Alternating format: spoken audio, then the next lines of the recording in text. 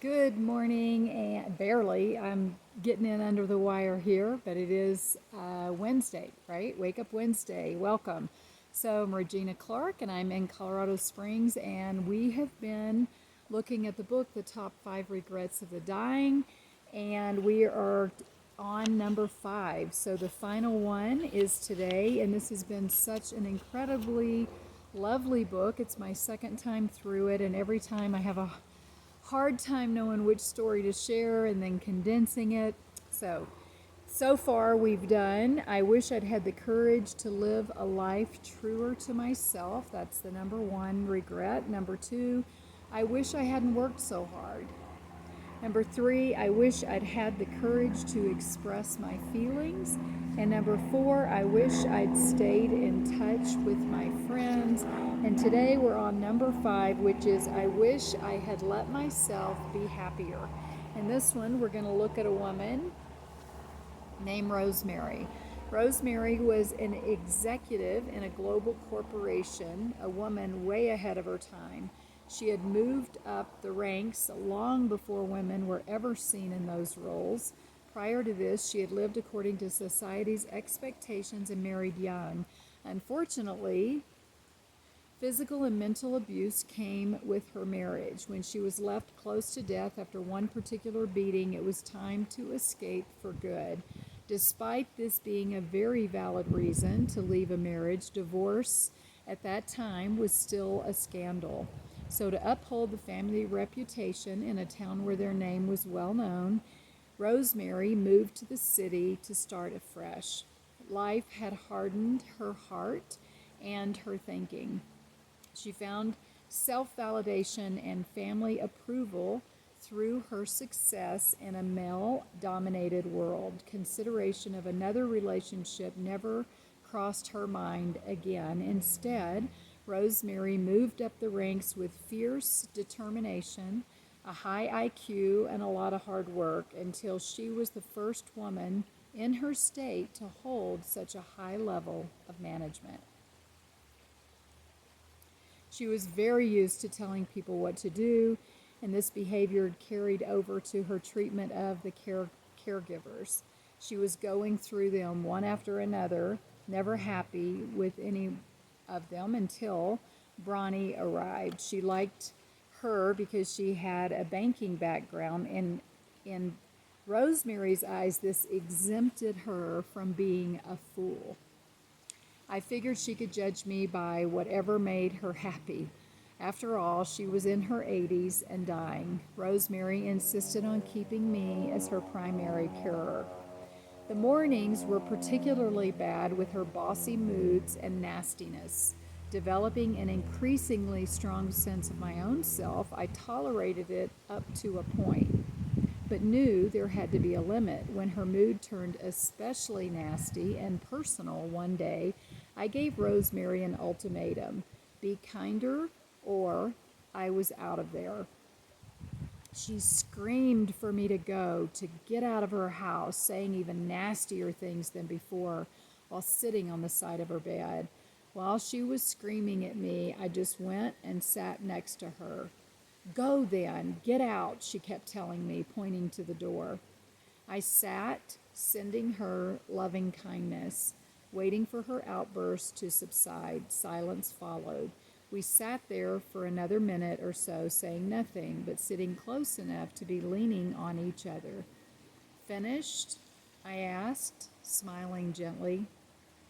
Helping her up off the bed, we moved across the settee in her room where the tea was waiting. Rosemary sat up and looked up at me, smiling. I placed a lovely rug over her legs, then sat myself down too. I'm so scared and lonely. Please don't leave me, she said. I feel safe with you. I'm not going anywhere if you treat me respectfully. I'm here for you, I told her sincerely. Rosemary smiled like a little girl desperately in need of love. Stay then, please, I want you to stay. Nodding, I kissed her on the cheek, squeezed her hand, and she gave me a huge smile. Each day saw her emotional walls breaking down more and our closeness increasing. One day that she asked me, I had been humming. Actually, she asked her to stop humming. She said, I hate it that you're happy all the time and you're always humming. And then later she said, why are you happy? I mean, not just today, but in general. Why are you happy, Bronnie? I smiled at the question. Because happiness is a choice, Rosemary. And I try to make every day. Some days I can't. Like you, I've had a hard life in different ways, but still hard. But rather than dwelling on what's wrong and how hard I've had it, I try to find the blessings in each day and appreciate the moment I am in as much as I can. I told her honestly, we have the freedom to choose what we focus on. I try to choose the positive stuff, like getting to know you, like doing work I love, like not being under pressure to reach sales targets, and appreciating my health and every day of being alive. Rosemary smiled, looking at me intensely, absorbing my words.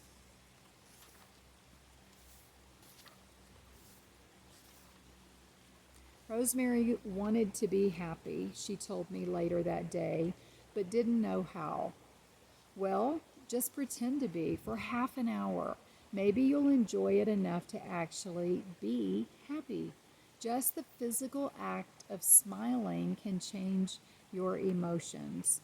Rosemary, I dare you to not frown, complain, or say anything negative for half an hour.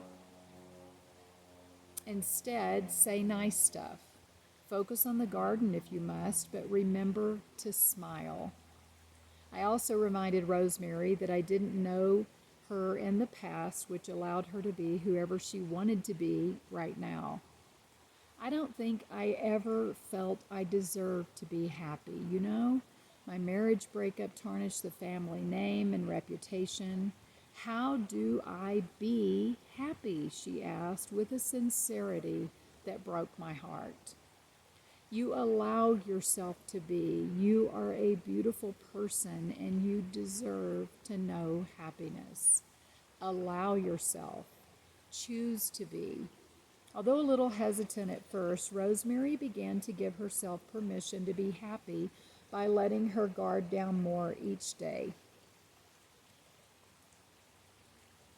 Sharing a smile often, which eventually turned into occasional laughter. Whenever one of her old moods would strike where she would rudely order me to do something, I would just laugh and say, I don't think so. Instead of becoming even ruder, she would laugh, then ask in a kinder manner, and I would happily oblige with no fuss. As I came into her room early one evening, she declared, I wish I'd let myself be happier. What a miserable person I have been. I just didn't think I deserved to be happy. But I do. I know that now. Laughing with you this morning, I realized that there was no need at all to feel guilty for being happy. Sitting down on the side of her bed, I listened as she went on. It really is our own choice, isn't it? We can stop ourselves from being happy because we don't think we deserve it, or because we allow the opinions of others to become a part of who we are. But it is not who we are, is it? We can be whoever we allow ourselves to be. My God, why didn't I work this out sooner? What a waste. Lovingly, I smiled at her. Being gentle and compassionate is a healthier way to treat yourself. At any rate, you've worked it out now by allowing some happiness in recently. We've had some beautiful times. I'm starting to like who I am these days, Bronnie, this lighter side of me. I said I like this side of her too. Oh, wasn't I a tyrant? She laughed, thinking back to our first weeks together. It wasn't all laughter, though. There were moments of incredible sadness and tenderness too, when we held hands and cried together, knowing her life was almost over. On her last afternoon, pneumonia had taken over, and this dear woman had moved on to somewhere else. The community nurse was due that afternoon. She arrived about 10 minutes later. While Rosemary's relatives and friends were out chatting in the kitchen, the nurse and I cleaned her, then dressed her in a fresh nightgown. The nurse was one who hadn't met Rosemary. As we were tending to her body, she asked me, what had she been like as a person? Looking at the body of my lovely friend and the peaceful face that now lay sleeping over her, face that now lay sleeping forever, I smiled. Memories of our afternoons came flooding back, images of Rosemary laughing, giving me cheek that also flashed by. She was happy, I replied truthfully. Yes, she was a happy woman.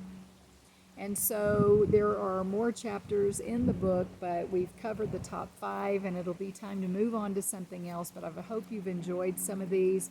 And I do Bronnie Ware, A Life Transformed by the Dearly Departing, a palliative care nurse, and these are just stories that she's gleaned from being around all the people in those situations. And I hope that you too will allow yourself to be happy. I am going to work on that myself. The complaining and any of the things, that I find myself doing, that I can catch it and shift it and make a choice. And until next time, take care of that beautiful brain of yours and be happy.